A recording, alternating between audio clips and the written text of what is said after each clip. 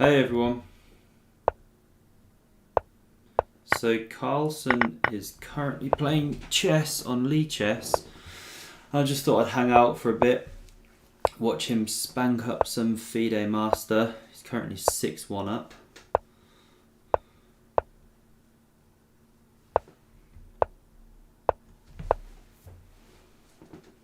This is just a non-contest really.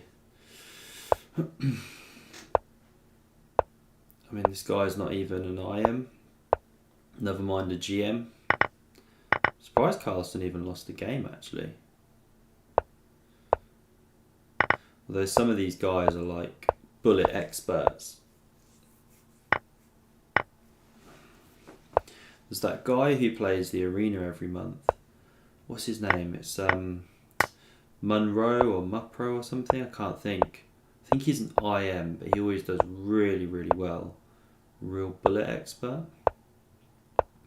So yeah, some of these guys, even when they're not GMs, they're just really strong. Oh, he's got the outside pass pawn. How are you actually stopping that? Because you can't go bishop c5. Oh yeah, knight f1.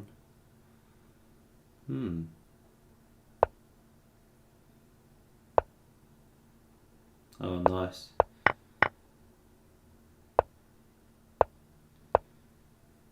The thing with these super GMs, it's just incredible how fast they find the ideas in time pressure. Because some of us amateur players, if you give us long enough to look at positions, we'll find these ideas, we'll find the patterns. You know, when I'm analysing games and things, I've got lots of time to think about it, find the ideas, find the tactics. Obviously playing with the old computer helps do all the analysis. But yeah, these guys, they just find it in an instant. And like Carlsen said before, so much of it is just his intuition. And he really just backs that intuition. He's been doing it for so long, so many years, that he's just got that intuition so finely honed. I wonder how long Carlsen will be playing for. I saw he was playing on Twitter actually. I've just started an Epic Chess Twitter account. Thought I'd do a few posts on there. And it said he was playing Sergei Zhigalko, but that was like 2 hours ago. So he's been playing for a long time. Oh, this is deadly. Knight b4 coming. How do you even stop that? Oh, he gets the bishops off first even. Oh yeah, stop a4. This is just gone. That was brutal. It reminds me of a game I actually just covered, an anti-London system. Features a big queenside attack that just breaks through so quickly. Queen's Gambit declined. Ooh, g4. I think Esipenko played this against Mamajarov. No, other way around. Mamajarov played it against Esipenko in Tartar Steel. I can't remember what this gambit's called. It's not Shabalov or something. But it's one of those ones where the computer evaluation really doesn't matter so much.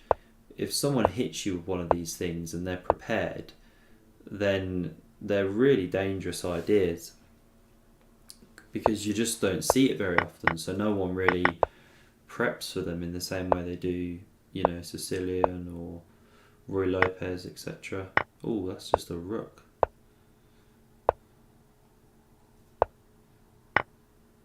Oh, ouch. This guy's getting killed. Surely there's some GM opponents online or something. Someone a bit more in Carlsen's league. I guess he's just relaxing, isn't he? So sometimes it's nice to just destroy people. Hi, epic haircut. Epic haircut. No, Firouzja's not playing. I just saw Carlsen was playing. So, yeah, I thought I'd jump on, stream it for a bit.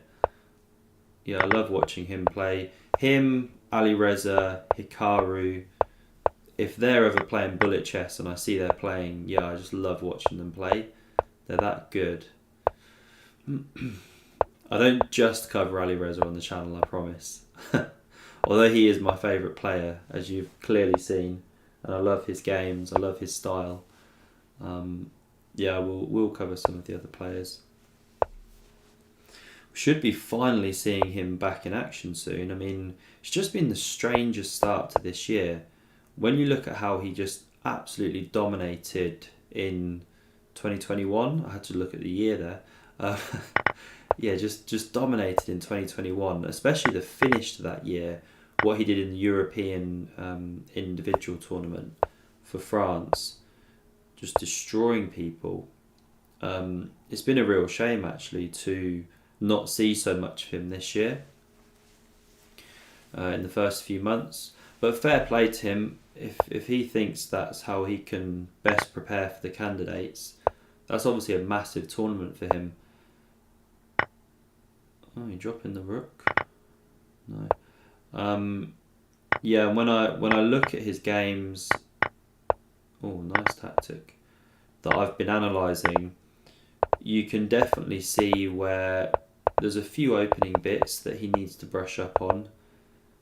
We saw that in the match against Chucky, for example. Now, I know that was about a year or so ago when he was just 17. But yeah, there's some opening stuff that he needs to brush up on. He can't afford to get stung on that in the candidates. And then equally, some of his end game bits. But he's a great player, I'm not knocking him at all. But because he's obviously just still a youngster, only 18 years old, he's up against the world's most elite. And there's also the psychological pressure of the candidates, which can't be underestimated. Especially after Magnus's comment saying, if Alireza doesn't play, I'm not going to play another world championship. And that's so trying to psych him out, saying that kind of stuff. So it's a very different tournament. So I can understand why he's taken that break, taken a couple of months off, 3 months, just to really knuckle down, prepare hard for the tournament. Is Hikaru the GOAT? Do you know what? That's a tricky one. I was about to actually say that Hikaru is definitely the bullet GOAT. But it's a weird one because Magnus is also exceptional at bullet. But actually, when they used to play on the chess.com speed chess stuff, and Magnus just destroyed Hikaru, I think it was like 2 years in a row. I've watched those matches a few times, especially in the 5 minutes, 3 minutes, Magnus was awesome. And then they used to say, okay, but Hikaru will come back in the bullet. But then Magnus used to also win the bullet. But to be fair, that was 1+1, which is just such a different ball game to 1-0, of course. But then Magnus wins, obviously, a lot of the LiChess bullet arenas as well against exceptional people like Tang and Alireza and so on. But we never really see Hikaru actually playing on LiChess, do we? He rarely does. He played in the Agadmator tournament, and he won that one against the likes of Carlsen. Alireza had a really off day. So I think Hikaru's got the edge on Magnus in 1+0, although I've never actually seen them have a 1+0 match. Unless anyone can point me to it, I'd be so fascinated to see that match. I really would. I watch soccer. I mean, I'm from the UK, aren't I? So football's the biggest sport in this country. I grew up playing football. I actually played rugby as my main sport, and cricket as well. Now we're getting really English when I talk about cricket. Although, what's his name? Peter Svidler, he loves cricket actually. Although I think he was saying recently he'd gone a bit off cricket. I can't remember if I saw that on the stream. Peter Svidler loves cricket. Anyway, but yeah, cricket, football, rugby, those are all staples of, English sports. Oh, look at that. The knight holds the b7 pawn. That's awesome.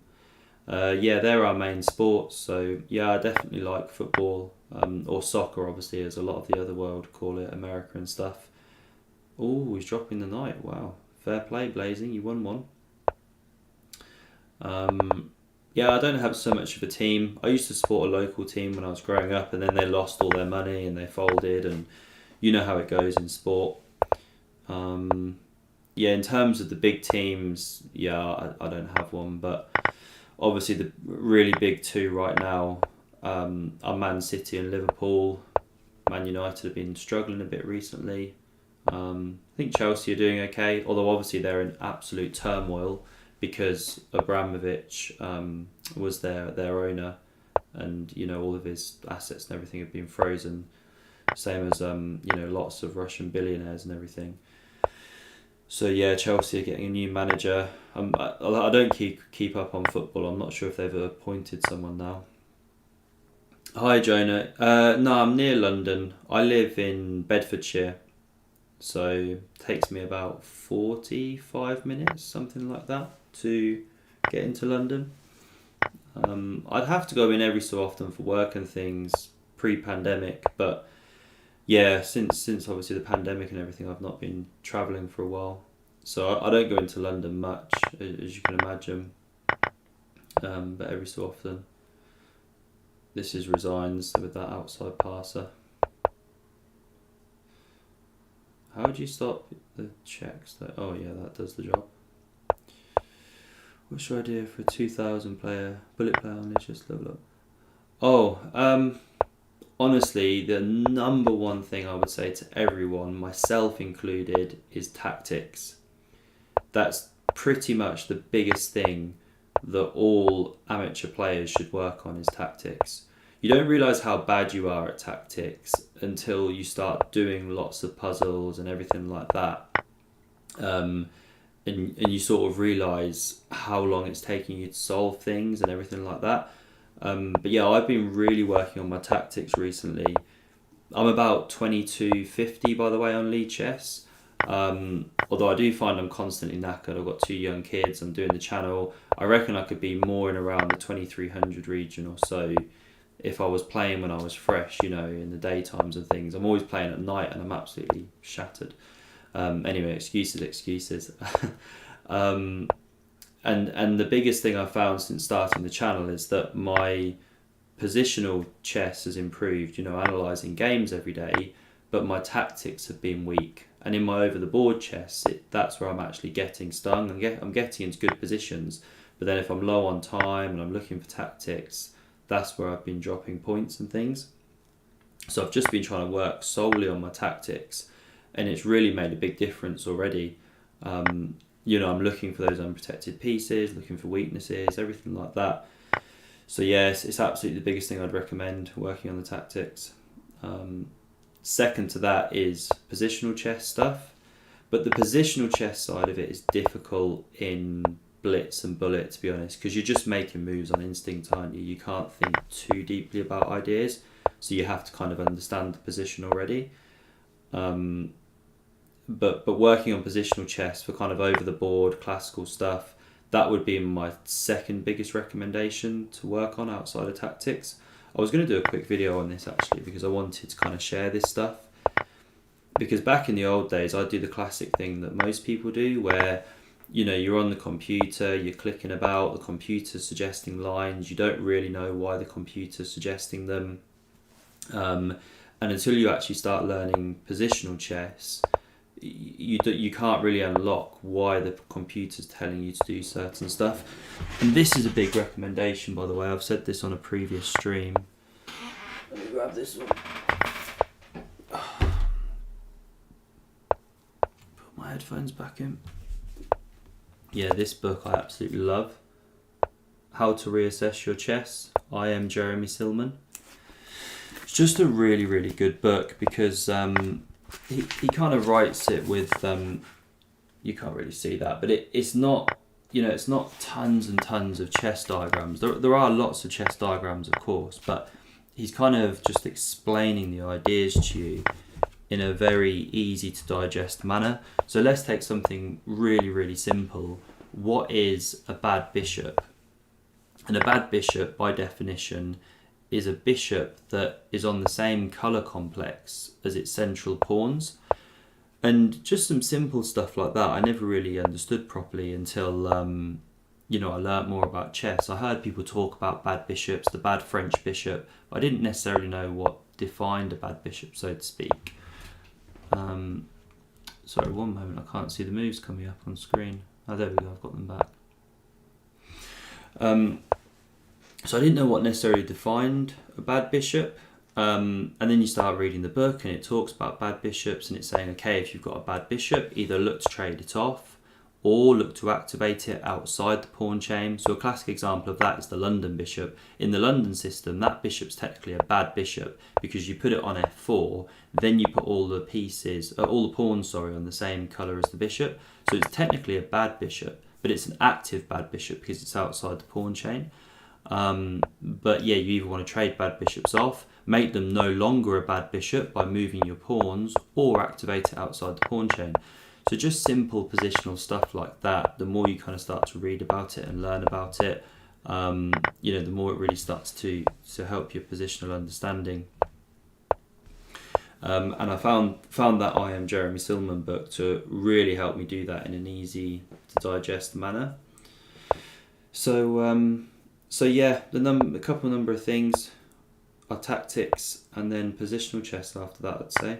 But yeah, tactics being the number one. Look at this, for example. Magnus has just snapped that pawn on f7. This is a very common pattern, actually, that I've seen in a few puzzles. The rook was undefended, plus you take it back with check. Now he's just completely bossing this game. What's he calculating now? Oh, he takes with the knight. He wants that knight to come into d5. And then he blends the tactical stuff with the positional stuff. So he took back with the knight there because he wants to bring it into that d5 square. But he does have to watch his f2 pawn here. Yeah, no worries, epic haircut. It was rather a long way to answer the question. Hope you didn't put you to sleep. I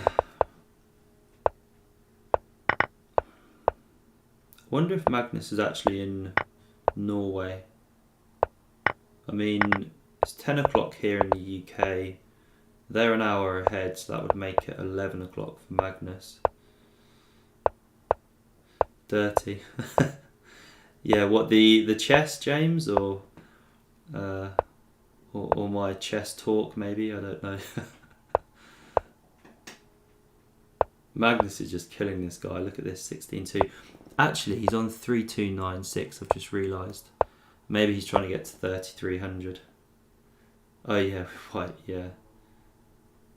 Yeah. This guy's got a hell of a bullet rating for an FM. Look at that, over 3,000, and you're just a FIDE master. That's incredible. Yeah, that last game was nice. Black has to be so careful in those structures. Obviously, he committed the pawns with d6, e5. He created that hole. And it's quite a dynamic way to play. You see it in the Sicilian Najdorf. I've covered a few of those games recently. And if black can ever get some nice pawn breaks going with, say, some a6, b5 stuff, or using the c file, or maybe you get a well-timed f5 one day, striking at that e4 pawn, or in a dream scenario in the Najdorf, you get the d5 break in, and then you've got a good game usually. So if you can get that stuff going, then you can get a really nice game going. But yeah, if you don't quite play actively enough in those structures, and you get a bit hemmed in, and you trade the wrong minor pieces, then you're in a world of pain with that positional weakness on d5. You can really be suffering. This is interesting, actually, isn't it? The two rooks against the queen. Look at that, just bringing the king in. I got no clue what's going on here. It's just, ooh, that's insane. Ooh, gives the queen. This is what makes them such incredible bullet players. Yeah, he actually lost that one. That was very good by Blazing. You can see why he's so good at bullet. He's just rapid, isn't he? But this is something the top guys are doing as well. Is they're predicting their opponent's moves so incredibly well. Like in those time scrambles, they've just got such a sense of what the other person's going to pre-move, haven't they?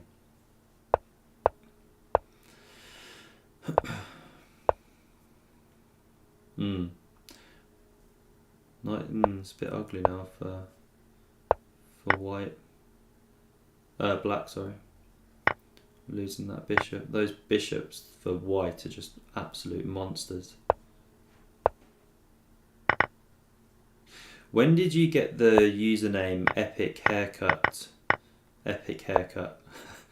I mean, being called Epic Chess, I instantly notice your name, of course. You should start a YouTube channel on haircuts or something. We'll be partner channels. So opposite coloured bishops are notoriously drawish, but they say the key is to try and gain an initiative. This is something else I was reading about recently. Like, as we've seen with Magnus here, you know, okay, they're drawish, but he had this big initiative. Can you go rook b6 there? Oh, then you just lose your bishop on e7. The queen's defence was cut by bishop e4. You had such an idea. Yeah. I had some epically bad haircuts in the lockdown. First lockdown, everyone was just getting their heads hacked off, weren't they, by wives, girlfriends, mothers, brothers, sisters, nephews, your neighbour, your uncle's dog, you name it. Anyone who could hold the clippers was hacking at your head. My wife's brother did it hungover, shaved a clump out of my hair. So, yeah, it was nice to actually go back to the hairdressers after the pandemic. This is a nice position for Magnus. So look at the domination of his minor pieces here. And that h6 move was a good move. That was critical, because if black got pawn h6 there themselves, then, you know, everything's just bolstered on the dark squares. But with the pawn on c6, that knight couldn't go anywhere. So black has the dominant minor piece now. Completely better game. And at some point you want to run that h pawn. Ooh, watch out though. Rook b8 maybe. Cover the g8 square. Oh, then you drop c6 though. Oh, so he's allowing the check. Ah, the queen is such a good defender of the h8 square. Yeah, this is nice. Bishop e4 maybe? Why is he hesitating? Oh, you dropped the rook. Okay, that's why he's hesitating. Yeah, he's down on the clock a lot now. What's he thinking? What? Oh, he just resigned. Oh, the queen was trapped. Oh, they're pausing. Either Blazing Q is fed up of losing. Oh no, they're still going. I was going to say Magnus is knackered. Here we go, King's Indian on the board. I had one of these at the weekend. Won quite a nice game actually. Queen against 2 rooks. Oh, he's just dropped the c5 pawn. That's nasty. This is just an absolute dream for white. Look at those pawns, just so much faster. Cannot drop c5. It's just such a critical pawn.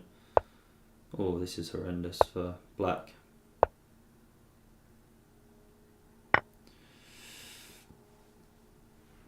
Yeah, black's just... Oh, that knight's overloaded. Bishop's overloaded, sorry, holding the knight.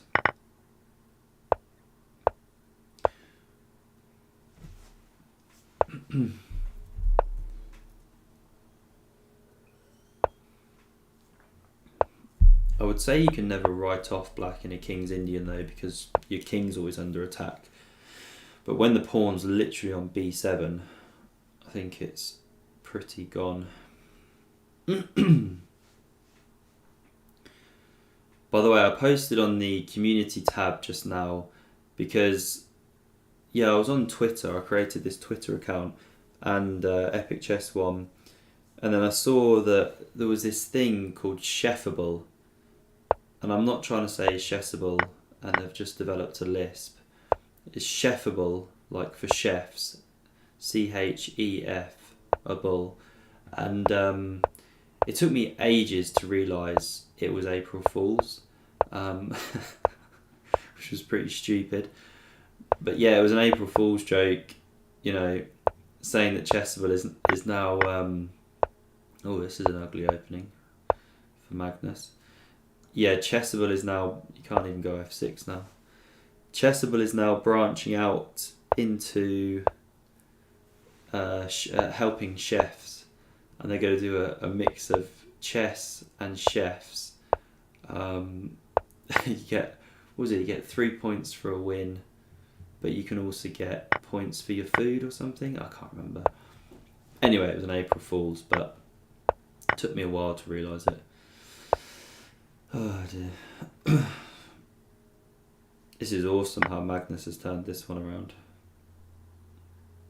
What happened? Oh, he just resigned. Okay. Oh, was he getting mated on H1, I think, with that pawn on G2? He was just getting mated.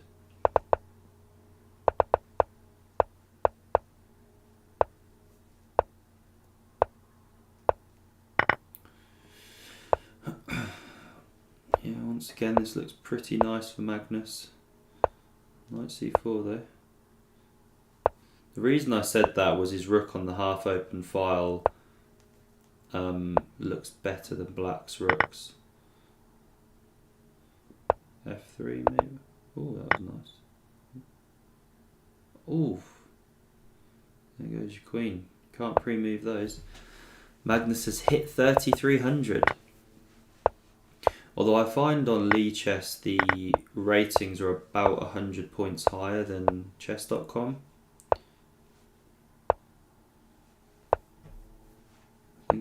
I thought he'd take that one actually. Shatter the white pawns, try and play against the c4 pawn. But actually, yeah, that wouldn't be good with it, giving it the bishop pair, especially when your pawns are on e6 and everything and you can't bring the bishop to e6.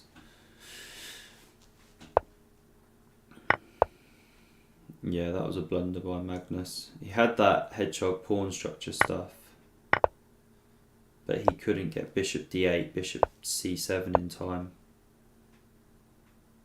I looked at a nice hedgehog game recently between Ali Reza and Chucky. It's a really, really interesting structure, the hedgehog. I do love those hedgehog games. Whether white wins or black wins, I just find the structures fascinating. You know, for black it's that kind of coiled spring thing where the whole game, you know, white optically always looks to be better because they've got the space and everything. But I think that knight's just dropping, it's trapped, isn't it? But yeah, if you just sort of false step at one moment, then you can get hit with some really nice tactical shots, whether black's going d5 or b5, f5 even. There's some really nice games where, oh, this is curtains, all those pawns are just falling. Yeah, there's some really nice old games where Fischer, for example, has some games where he played rook to g8, he went king h8, rook g8, started pushing g5 in the hedgehog structures. Quite cool. Oh, we're going down this same line.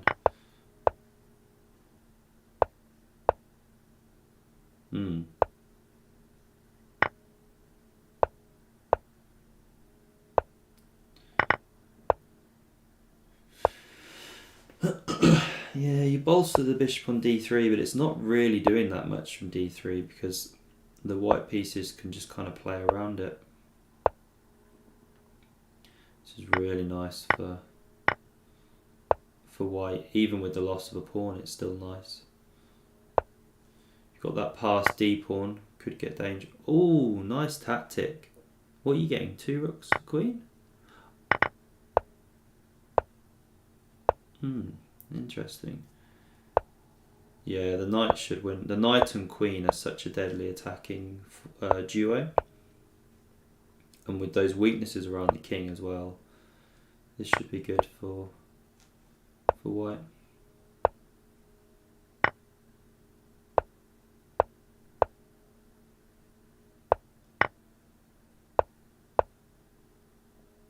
Queen f5? No, I guess there was a problem with that. Yeah, this is the problem. That pawn gets going now, you're going to have to give the bishop, I think, at some point. Queen g5 and knight f6 first. It's good to see some blitz back on the board anyway. I've not watched one of these top guys playing blitz in ages. Like, they've not been playing the LiChess arena much recently. It's been guys like, I don't know, Sergei Shkalko or Bortnik winning it, that kind of thing. So Magnus is now 23-3 ahead. Absolutely killing this guy, but I guess you would expect that. A FIDE master against a world champion.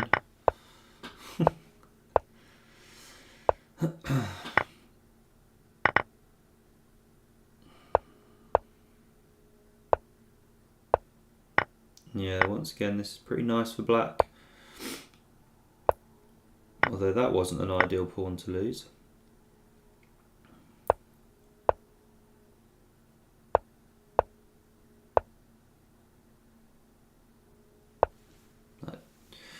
That G pawn should get running soon, I guess.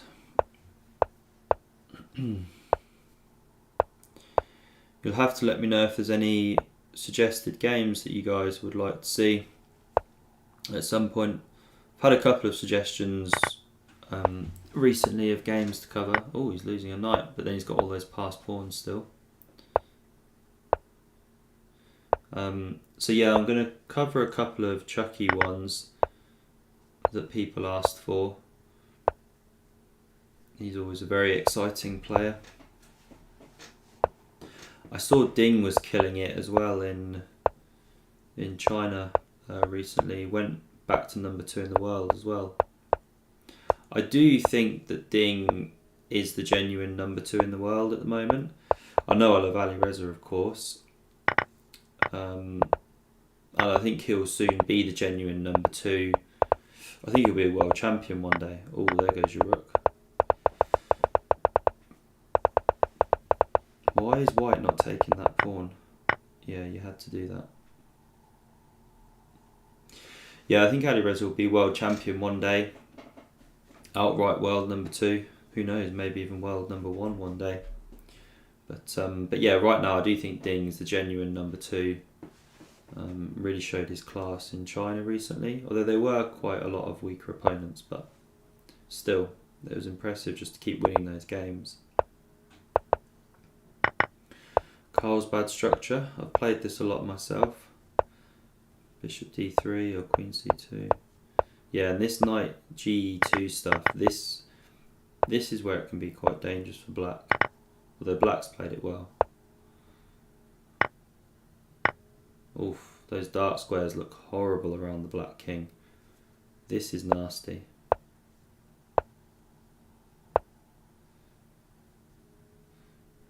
And he's even now threatening to liquidate that isolated pawn. This is just busted for black. Yeah, you just hold queenside's undeveloped.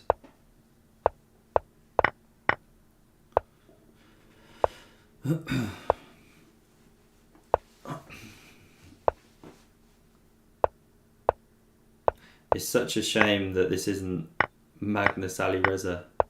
They once played about 200 games on LiChess, and I'm honestly not exaggerating, it was literally 200, over 200. I think they went to about, what was it, 220 or something. It was this insane bullet marathon. I think they played for about 4 hours. It makes you wonder if either of them ever actually ate anything. I've never watched the full stream of it back, it was just too long, but yeah. Magnus has been known to have massive bullet marathons.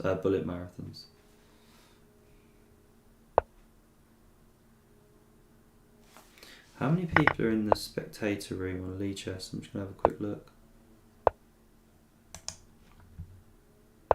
Someone's saying Magnus miles above the Naka.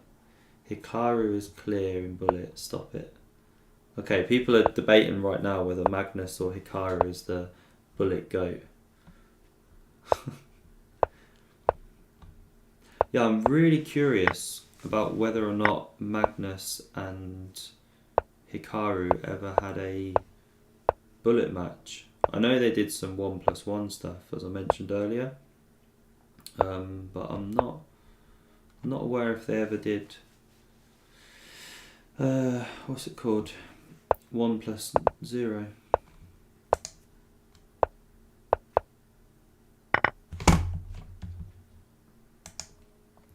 Okay, there's about 850 people watching right now.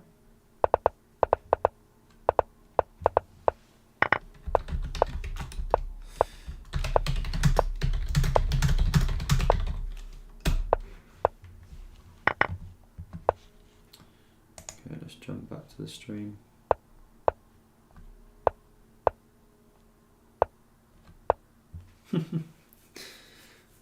Oi, there's me mate. Me mate Davey Lock. Oh, I just saw you WhatsApp me. Alright, my mate Dave wants a shout out. Shout out to my main man Dave and his pregnant wife Yana. Hope you're doing good, enjoying the stream, enjoying the chess.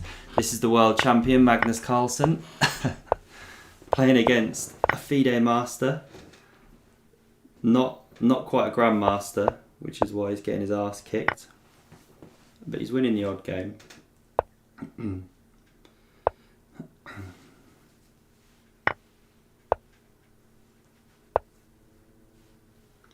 Sorry, I missed that one, Paul. Of him not taking the queen. So Magnus is well over 3,300 now. 3,309. That's insane.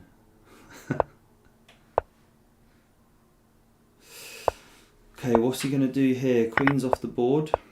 White's got the space, but Magnus has got the dark squares. Yeah, he gets that H-pawn going. Anytime that White's played F3, that whole H5, H4 plan can be a bit more effective. Because if you ever go H3, then you're weakening the dark squares even more. You know, if you've got a knight on F6, it can hop to H5 into G3 and so on.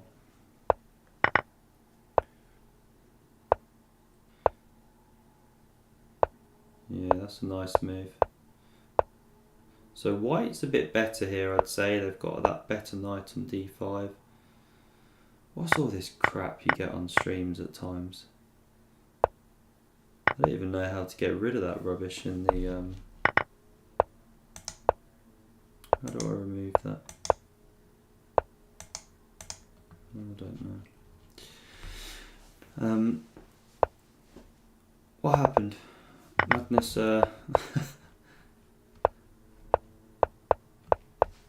Oh, he won that one. Got distracted. Okay, what have we got? Looks like a kind of London system. I guess a Queen's Gambit with bishop on F4. That's the second time he's dropped that E7 pawn.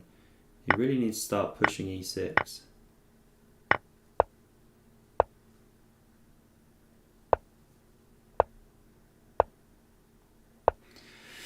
So, what do we reckon?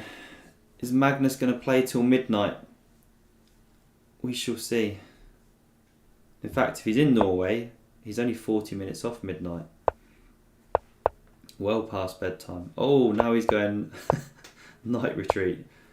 Now he's really taking the piss. Oh, he's winning the pawn as well. He's just killing him now. He's in the flow, I think. Although he's only playing a FIDE master, even though the guy has a very good rating. Cool, that's a tricky move. Is that queen trapped? No? No, it's fine. Could have gone to B4 as well, I think.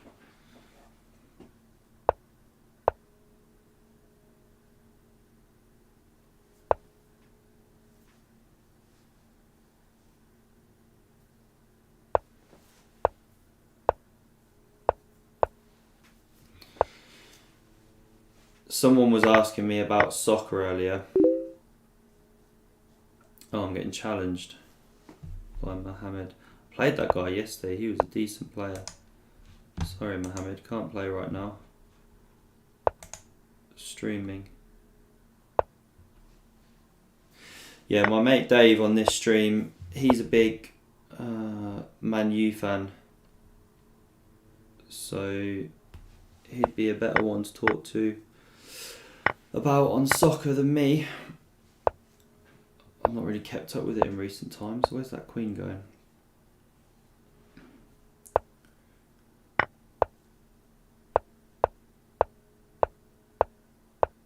That A pawn's deadly.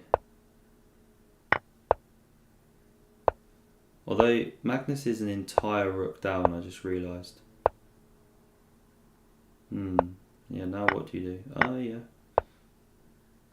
Oh, that's game over. Surely White's winning this. Yeah. Where's the mate? He's got no time. How has he not been mated yet? This is insane. I've got no clue how he didn't get mated there. Oh, I love these systems for white. When you haven't got the pawn on c4, you get this knight d2, c4 stuff. Look, you see what Magnus just did? He went a4 first, now a5. It's just so easy to play. Because that knight just sits on c4, it can bounce back into e3 later. Watch this. Yeah, you see, or a5. You don't take that one on b6. You go knight a5. Sometimes you go knight e3 and it hits that c6 square. Positionally, you just get absolutely crushed. I've won a lot of these kind of structures now. In fact, I got this system off Magnus. I watched a Danny King. Oh, that's nice. I watched a Danny King video, Power Play Chess. Look at that knight on e4, by the way. It holds the pawn on f2, and it just is completely dominating that bishop on g7 because it blocks the e5 pawn. Check. Yeah, that's game over.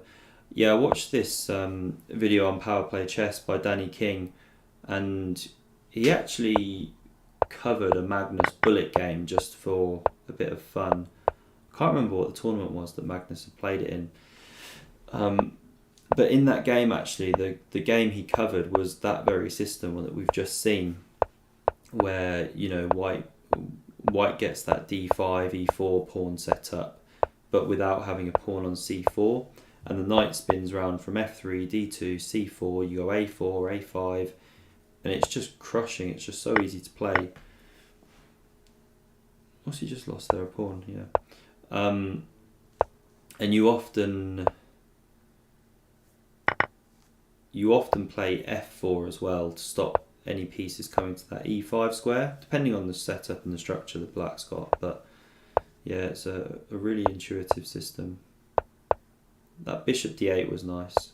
Might look passive on that back rank, but look at how it's shooting out both sides of the board. Now it hops out to g5. These are the kind of positions where the bishops are just deadly. An open board like this. Look at that miserable knight on b1. You know, really, really nice. That one's coming into d3 now. Oh, nice. This is where you just have to be so on it with the tactics in bullet. Someone asked me earlier, actually, what they thought the best advice was to level up in your bullet chess play. To be honest, in any play of chess, and what I said was tactics. I think it's just the number one thing that every amateur player should work on. It's the biggest thing I've trying to be working on. Tactics. It's just such a huge part of the game.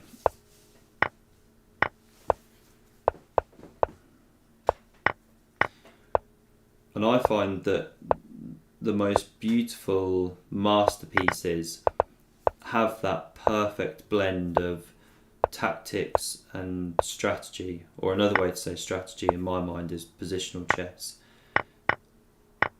You know, the very top players, the super GMs, they know when to kind of transition out of positional mode into tactical mode and vice versa, and they sort of blend the two really beautifully, and you get these kind of symphonies that they can pull together at times, especially if they've done some preparation.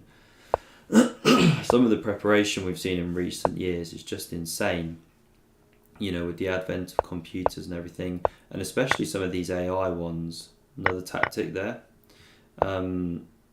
yeah, like AlphaZero and LiChess. Caruana's a big one on that. Some of the opening prep that Caruana's come up with is just insane. I've been wondering about Caruana recently though. He seems to have slightly gone off the boil. I can't remember what his live rating is now, but yeah, it feels like he was certainly a stronger player when he was competing for the World Championship, which maybe sounds obvious, but you know, he could have gotten stronger since then. But yeah, it feels like he's just ever so slightly gone off the boil in recent times. I mean, Magnus killed him in that game they played at Tartar Steel. I know Magnus was very well prepared, but even so, it was it's carnage really, considering Caruana's, you know, top. Is he top 3 now or top 5? Can't fully remember. Let's have a quick look.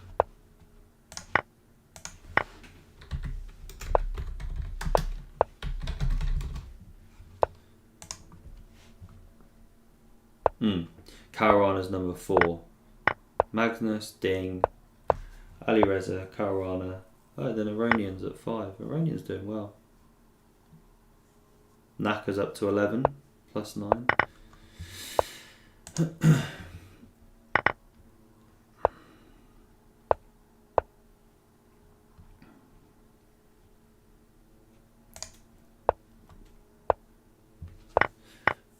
Yeah, it would have been nice to see Iranian at the candidates. I really like Iranian. Just such a great guy. Not only an amazing chess player, but a great personality. So it would have been nice to see him at the candidates. But hey, only so many people can qualify, and yeah, Rapport was the best on the night really after Hikaru. The two I wanted to qualify were Hikaru and Iranian.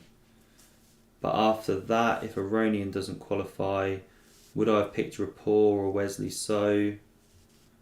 I'm not sure. I would have picked Ding overall. Yeah. How do I actually do that? Sakuragi. I don't actually know how to block it, or I would.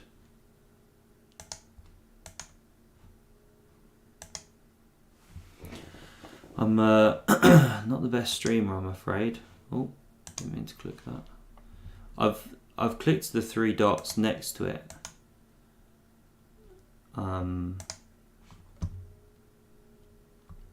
yeah, I'm not sure how to actually get rid of it. Having said that, it looks like Carlsen might have disappeared. Oh yeah, he's showing offline. Yeah, he seems to have gone.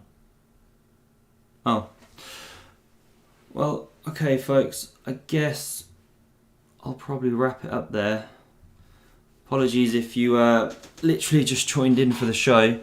I'll stop the stream though now, and you'll be able to watch it back if you missed it and want to see it back again.